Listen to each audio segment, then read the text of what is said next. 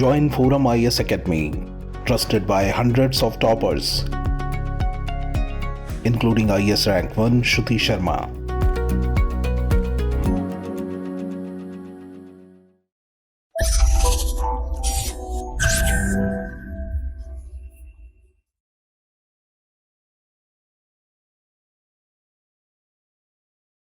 Hi, my name is Krishnan. Today I'll be doing the Hindi news analysis.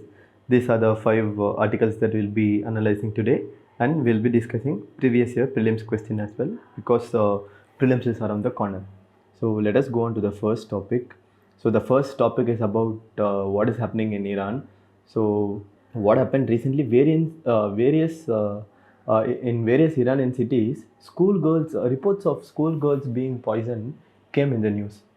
So a lot of people thought it was rumor and it was like baseless allegations, because why would anyone poison schoolgirls?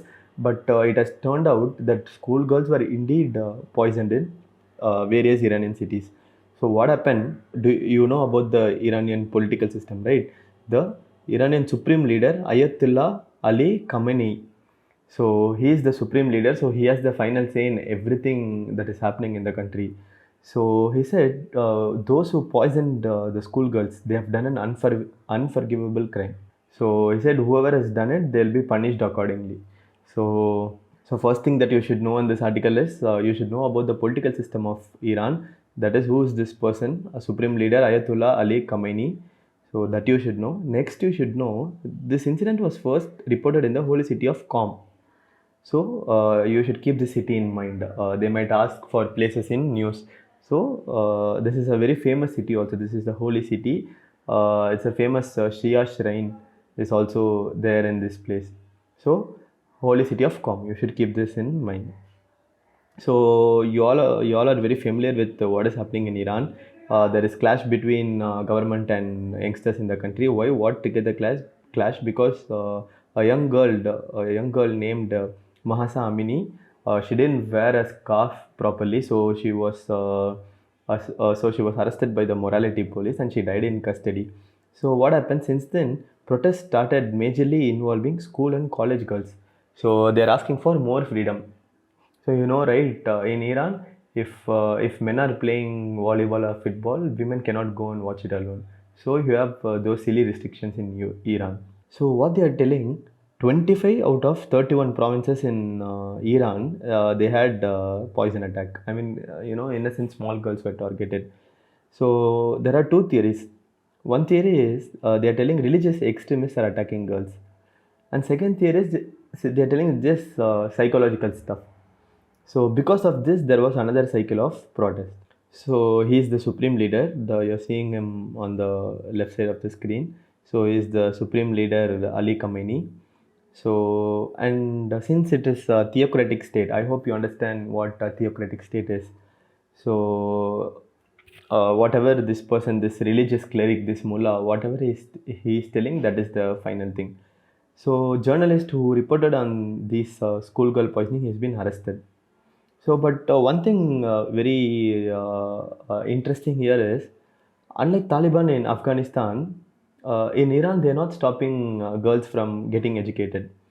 So, but they are allowing them to get educated. They are allowing them to work. They are allowing them to be a part of workforce. But like Taliban, they are not stopping their education. So this is also a theocratic state. Taliban is also a theocratic state. Both these states are based on Sharia. But here they are allowing women to get educated, but in Taliban they are not allowing women to get educated. So Islamic Revolution of 1979, it restricted women. So they should not go out without wearing scarf and things like that. A lot of restrictions are there. So when did it start? It started with Islamic Revolution. I hope you all know about Islamic Revolution. So actually it was Shah of Iran, the king of Iran, was ruling Iran with American support, and he was trying to modernize and all those things, and it did not sit well with the Islamic establishment of the country. So there was a person called Ayatollah Khomeini. So see this person, he was in exile in Paris at the time. So he revolted against the Shah of Iran, and then he was banished from the country. And then since then it has been Islamic Republic of Iran. So that is what happened with the Islamic Revolution. So what happened? They restricted women, but they encouraged women to get educated and join the workforce. In fact, you see the World Bank data during the Islamic Revolution, female literacy was only around 26%. Now you see it is 85%. And in university, there are a lot of women than men. So even at the peak of revolution, women were not targeted. So, but now people are just confused to why schoolgirls are being poisoned, because even at the peak of Islamic revolution, women were not targeted. So what do we know about this issue so far? So whoever has been protesting against the government, the establishment has been very brutal. They have been arrested, and there's mass lathi charge and things like that. But what the editorial is saying is, if they keep continue doing this, if the economic and social crisis continues, it will only weaken the regime more. Why there is economic crisis? Because there is sanction on Iran. So I hope you all have heard about JCPOA. We have all discussed about it. So because of JCPOA, that is Iran developing its own nuclear weapon, there is sanction on Iran. And what are the social crisis? There are restrictions on women, so women are coming out and fighting. So there are a lot of social and economic crisis. Economic crisis because of because of economic sanction. There is inflation. There is widening inequality. So people are just upset. So how the Iranian society is like right now, youths, that is people born after the Iranian revolution, Islamic revolution, and revolutionaries, there is a stark conflict between them. So what the editorial is saying, what is the need of the hour? Reforms within Iranian system. They need socio-cultural reforms. Women should be given greater freedom. Youngsters should be given greater freedom. So they're telling this is the need of the hour, or else the revolution will collapse. So what is happening there? There is widening trust deficit between state and the society. So the state is not trusting the society, and society, the people are not trusting the state. They think the state is to suppress them and oppress them. So what this editorial is finally telling is, so since you know that there is a crisis, you take this as an opportunity and you drive political reforms. If people are not unhappy with what the clerics are doing, with what the Islamic preachers are doing, you bring in what they want. So this is how you should reform the political system. Like that, this editorial is arguing. So why I took this topic is Iran is generally in the news always. So you see, this is the Caspian Sea. So they keep asking what are the countries that border it. So there's actually a very famous acronym to byheart this. So if you byheart this, you can actually byheart what are the littoral states of Caspian Sea. That is, what are the countries bordering the Caspian Sea. So since Russia is in news, Azerbaijan is in news, Iran is in news, they might ask what are the countries bordering Caspian Sea. So just have a look at this picture. And next thing is, see, this is also in news, because this is always in news, because you see this from Kandla port of Gujarat. See, this is Indian government is developing this, right, in Gulf of Oman. So this they might ask. So in Gulf of Oman there is Chabahar port, and see, this place and all you keep in mind, this Zahedan, where it is in Iran. So through Zahedan you reach Zaranj and Kabul by bypassing Pakistan. And see, why is this port significant? Because Gwadar port is there. So this is actually very important. So have a look at this. So this is the enlarged version of it. So see, from Gujarat as well as Mumbai, this is how we are going to go to Iran through the Chabahar port, and then to Afghanistan, and then to the rest of Central Asia. So this is why I took Iran. So you should know the literal states of Caspian Sea and Chabahar port, and you should know how we are bypassing Pakistan, and you should know about the Gwadar port. So let us move on to the next topic. This topic is about the Chief of Defence Staff, General Anil Chauhan, telling that there is a need to populate border areas. And interestingly, he told one thing, that there is, he emphasized on the need to promote tourism in these border areas. So in this article, we'll analyze what is the tourist potential of these areas, and we'll analyze the tourist potential of these areas, and we'll see what are the things that should be done to improve the overall infrastructure. So let us go into the topic. So See, what has happened is recently because of the Chinese incursions in the Eastern Front and the Northeastern Front.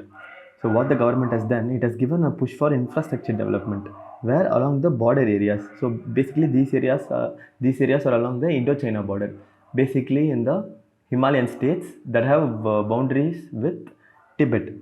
So that they are doing, and they have something called as vibrant village program. So what they are doing that, in that among other things, one aspect of this program is the government is opening border areas for tourism.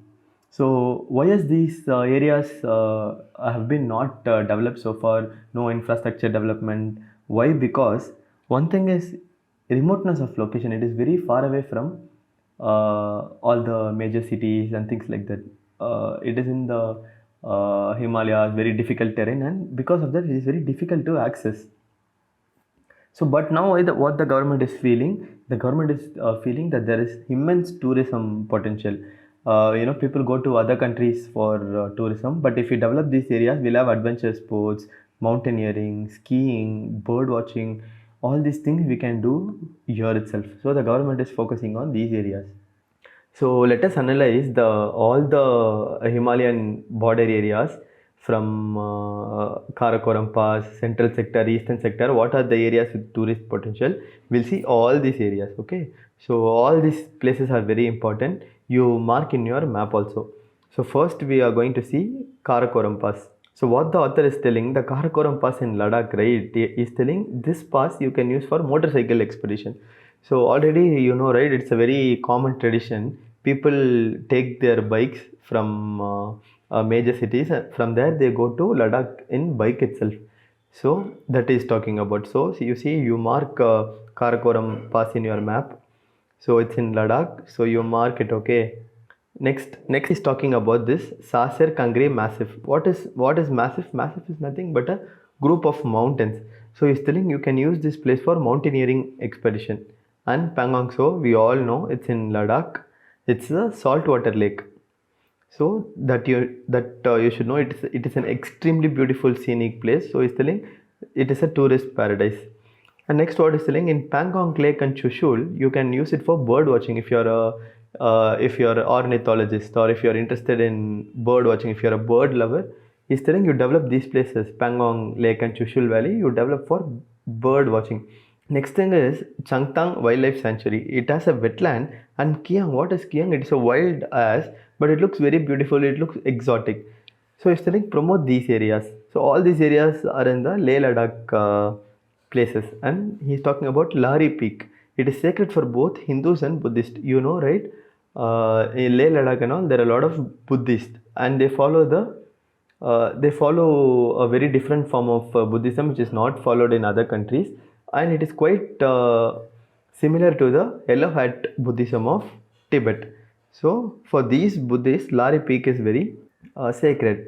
And Demchok, see this place, it has a lot of hot springs, and people go there for naturopathic curing. So that also is telling you develop these places. Next, Somurari. He's telling recently in tourism, homestays and all have become very popular, right? So people do not go to hotels because they do not get to know the local flavor, local culture. They'll not get to know. So what people are doing, they are preferring homestays. So he's saying in Somurari we can actually do that. So have a look here. See, we saw Chushul, we saw Pangong Lake, and Demchok. So mark all these places in your map. Okay, they can ask this in exam. They've already asked, so there are fair chances of questions being repeated. Next, we'll go to the central sector. So in the central sector, we have Manapas. So Manapas from Uttarakhand. This is in Uttarakhand. So from Uttarakhand, through Manapas only we can go to Tibet. So what is its specialty? Is the highest vehicle accessible pass. So this is the highest place in the world where vehicles can go. So and what Mana village, they're telling this is the gateway to heaven. The place is so beautiful that people tell it is the gateway to heaven.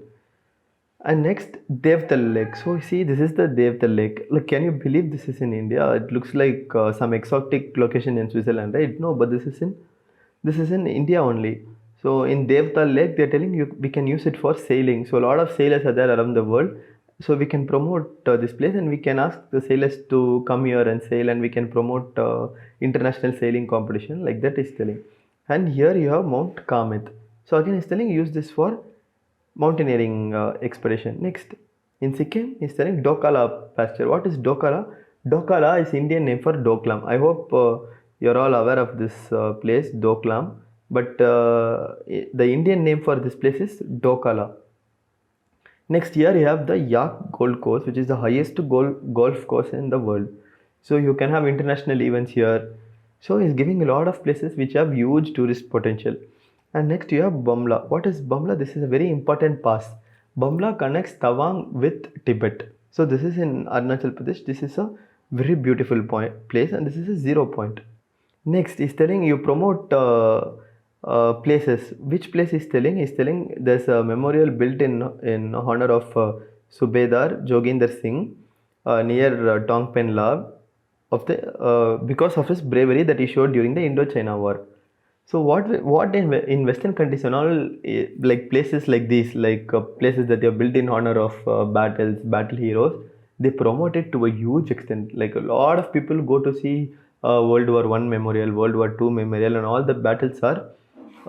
What they do is they try to familiarize those battles. So people throughout the world, they come to see those places. So it's telling we'll have to familiarize this memorial. So see, this is the memorial that is built in honor of this war hero, and he's telling this Taksing. This is a very beautiful place in Upper Subansiri district. So this place is talking about, and he's talking about Sari pilgrimage route for Buddhist. Next, this Walong area in Anjav district, Battle of Walong. So he's talking about all these areas. So he's telling this they have huge tourist potential. So what they are telling, but one thing is these are border areas, these are remote areas and sparsely populated. So what is telling is first we need to ensure civilian presence. Right now there's only military there. First what we should do is we should ensure civilian presence. So like concluding, he's telling, so right now we have military, that is the mainstay of livelihood for locals. They cater to military needs, that is how their livelihood is taken care of. But he's telling we should replace with commercial activity. So a lot of Indians are traveling these days because our disposable income has gone up. So a lot of people are traveling. So these places are these places can tap those opportunities. So if you want to have a good tourist place, what are the things you need? You need all weather roads because Indian monsoons could be harsh. So we need all weather roads, rest houses where people can stay, restrooms. This is a huge problem in the Indian tourist industry, right? Like wherever you go, if you go to a temple or if you go to a shrine, there will be no restrooms and all, and people will defecate in the open itself. So restroom is a problem. Fuel pumps, you need petrol bunks, health clinics if you fall sick because it is a new environment and the altitude is a bit high. Electricity is saying focus on renewable energy. So it is a very pristine place, so we should not use coal, fossil fuel like that. And telecom towers and medical facilities. So he's telling if you focus on these areas, more and more people will come. If these facilities are there, people will definitely come. So like that, the author is telling. So what is the way forward? Is telling go forward with all this tourist project only after doing feasibility studies because they are in a very fragile Himalayan ecosystem. So we are seeing right what is happening in Joshimath. We saw right. So he's telling you do feasibility studies and then only you go forward with all these tourist ideas. So if you violate the norms, what will happen? Subsidence will happen because Himalayan belt is very fragile.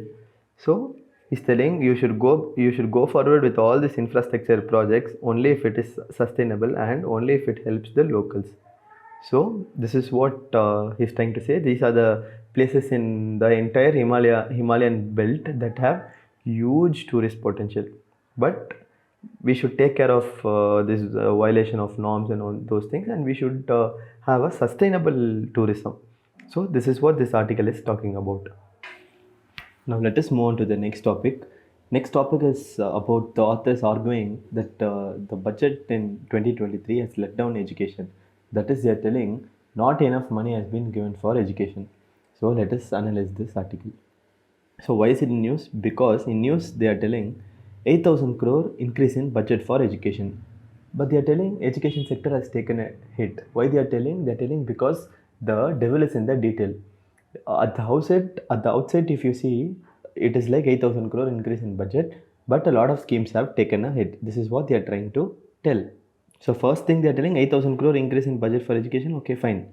Next, what they're telling, school sector from 63,000 crore, they have increased the allocation to 68,000. Good. And next, what they're telling, 4,000 crores they have given for PM Shri scheme. So this scheme is very important. Have a look at it. PM Shri schools. What is it? PM schools for Rising India. So what they'll do, they'll upgrade and develop 14,500 schools across the country. And what they'll do, they'll be exemplar schools. That is, they'll be model schools, and they will mentor other schools. So these schools will mentor other schools in the vicinity, that is, which is near them. And they'll showcase all components of National Education Policy 2020. So have a look at this scheme, PM Shri schools. So this budget has allocated 4,000 crores for PM Shri scheme. Excuse. Next, what we have, Ekalavya model residential schools to be opened in every district of India. Okay, this is also good. But what they are telling, if you do this, or if you open model residential schools, Ekalavya schools, what will happen? This is a good thing. In every district, you are opening it. But what will happen? Already there are pre-existing Ekalavya schools, right? They will get affected. So like that they're telling, if you are developing other Ekalavya schools, what you'll do, you'll reduce the funding for the pre-existing Ekalavya school. And with that, what will happen? These already pre-existing Ekalavya schools will have to deal with rising prices. And what is happening off late? There are a lot of people willing to put their children in government schools. So what will happen? Government schools, I mean, not all government schools, but this Ekalavya schools and like this model government schools, like a lot of parents want to put their kids in these schools. But what will happen? This will lead to pressure of dealing with increased enrollments. So these problems are there. So have a look at this data. Actually, there are 15 lakh schools in India, out of which 10 lakh schools are government or government aided schools. So make note of this fact. And it employs 97 lakh teachers and close to 26 crore students are there. So now let us analyze what this budget has done for higher education. Excuse. So higher education. So here also they have increased the budget. So from 40,000 they have increased to 44,000 crore. But what has happened for IIMs? They have reduced. So that they are telling, fine, if you have reduced for IIMs, okay, because their fees is also high, so you don't have to spend much for IIMs. But you should have a look at how much social equity is there, because the fees is very high. If other students from the other state of the society, are they making it to IIMs? That we have no data, but for IIMs the fees is increasing. So that you will have to look at, like that they are telling. So what they are telling, previously what happened in the budget for HEFA allocation, higher education funding agency, what they are telling, for loan and interest for HEFA itself, last year a lot of money went. This year budget, no provisions for HEFA. What is HEFA? HEFA is, what they'll do is, HEFA is an agency where they'll give money for infrastructure projects. So that is HEFA. See, have a look at.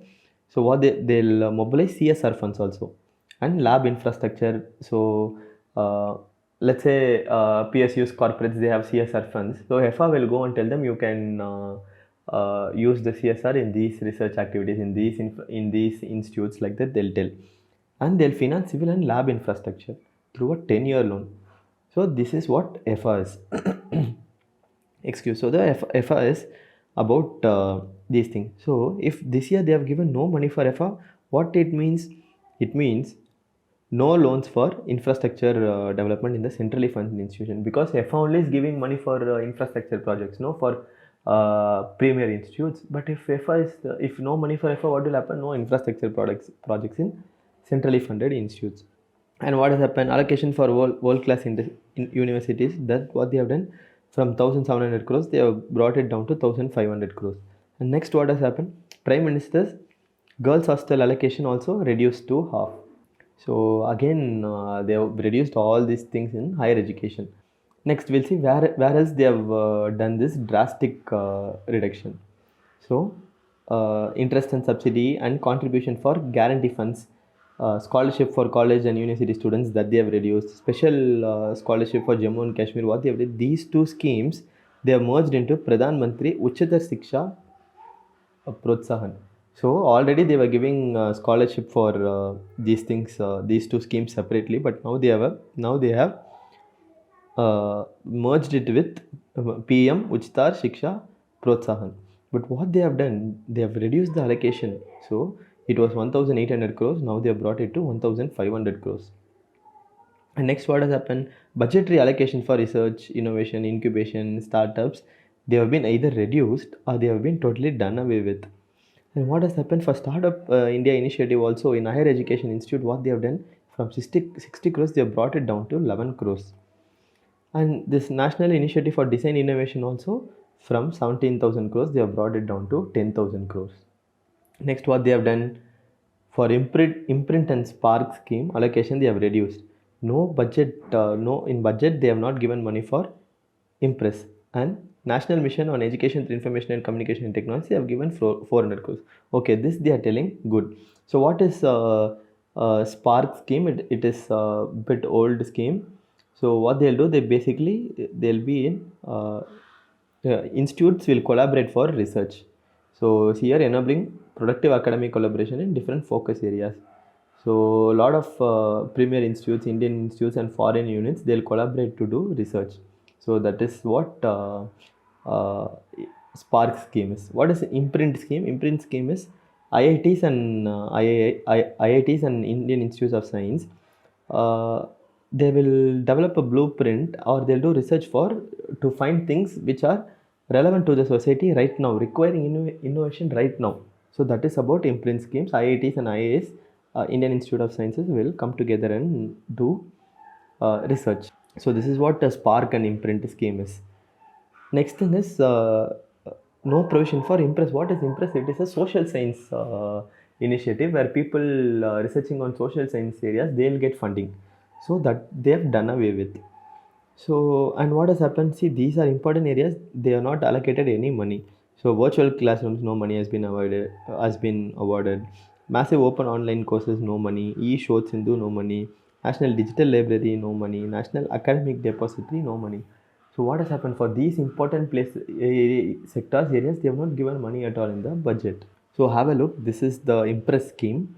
So to what they'll do, they'll identify and fund research proposals in social sciences which has maximum impact on governance and society. So this is those schemes are for sciences. This is for social sciences.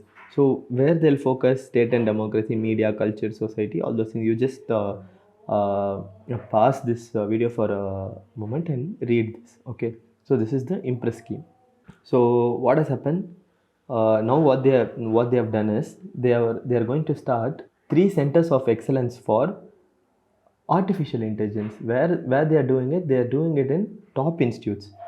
So that is a new thing they have come up with. 3 centers of excellence for artificial intelligence in top institutes. That is good. And what they are going to do, new policy is going to come on national data governance. But what they are telling, if you focus on these two things too much, what will happen? Education sector will take a hit, or you make sure that education sector is not overwhelmed by these responsibilities. So this is what they're trying to tell. And what they have done is recently they said Natural Research Foundation will be allotted 2,000 crores, but the Union Cabinet has not approved 2,000 crores yet. So they've been waiting for a long time. So this is also an issue. Next, allocation for higher education. See, from 55,000 crores, it has come down to 50,000 crores.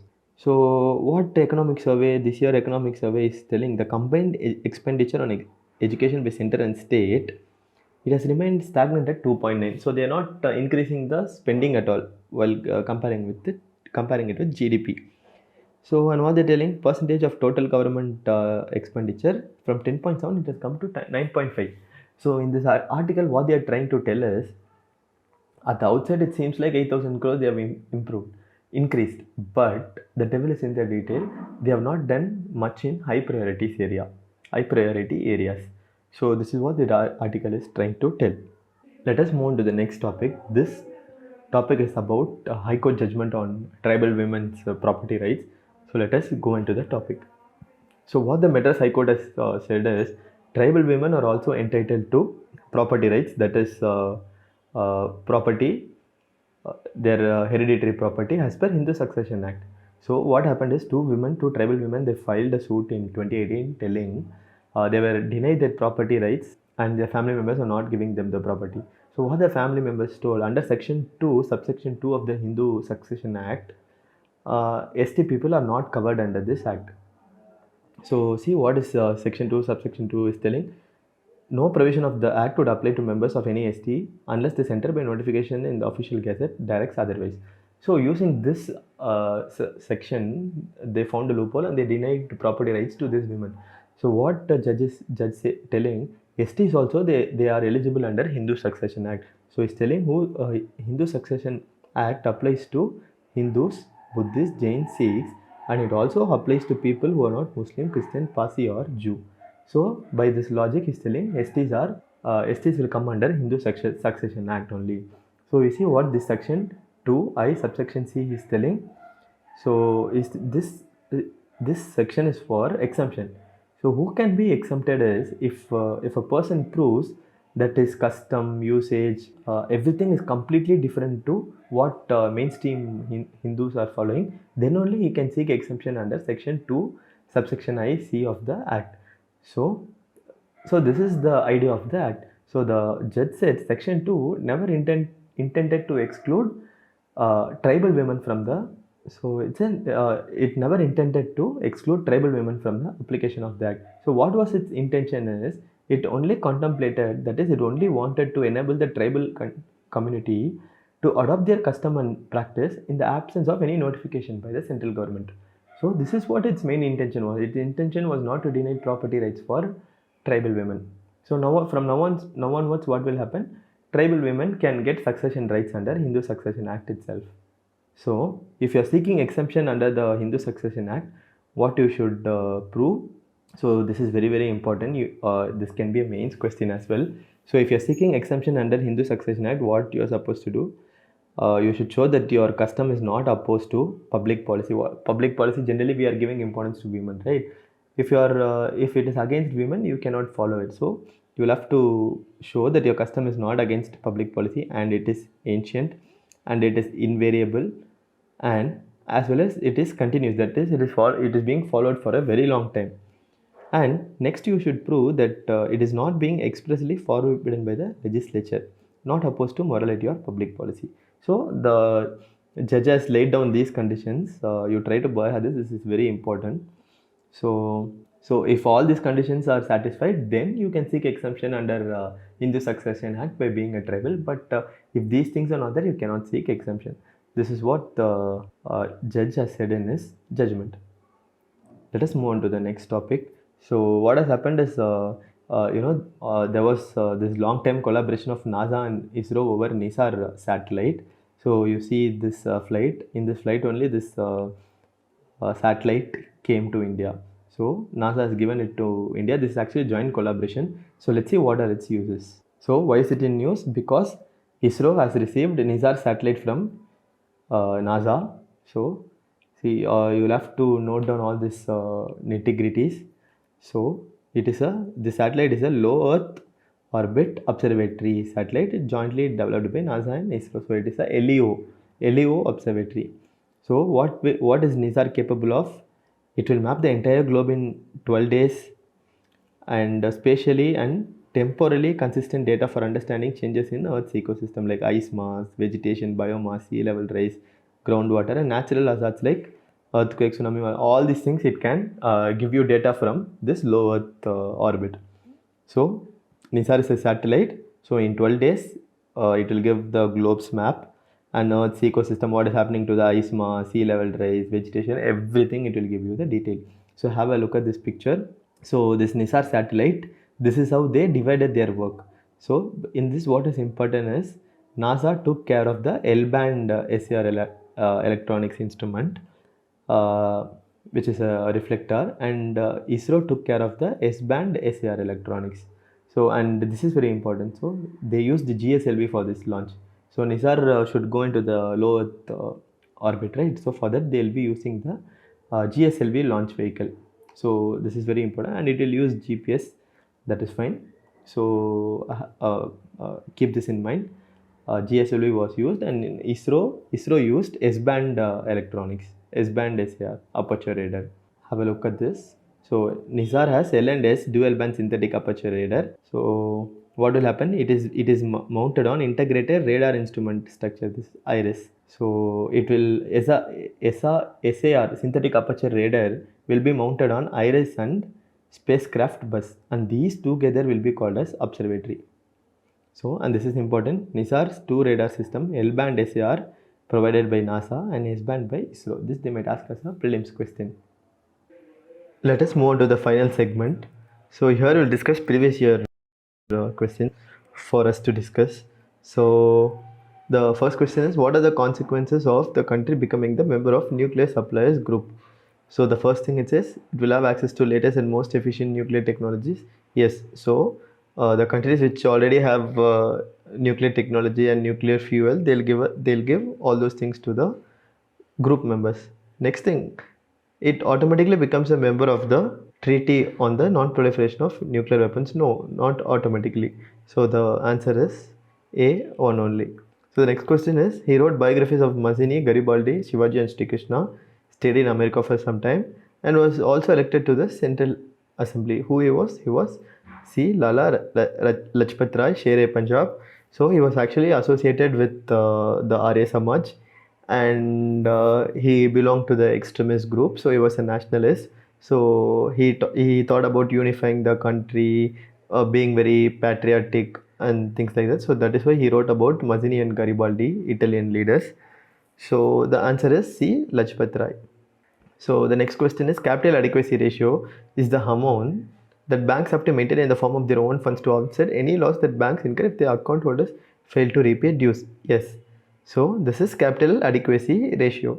So what this ratio does is, banks should not overlend, right? So they have this capital adequacy ratio, so that banks will not overlend, and because of failure of payment, they should not become bankrupt. So this capital adequacy ratio takes care of that. So CAR is decided by each individual bank? No, it is decided by RBI. What is RBI's capital adequacy ratio? It is 9%.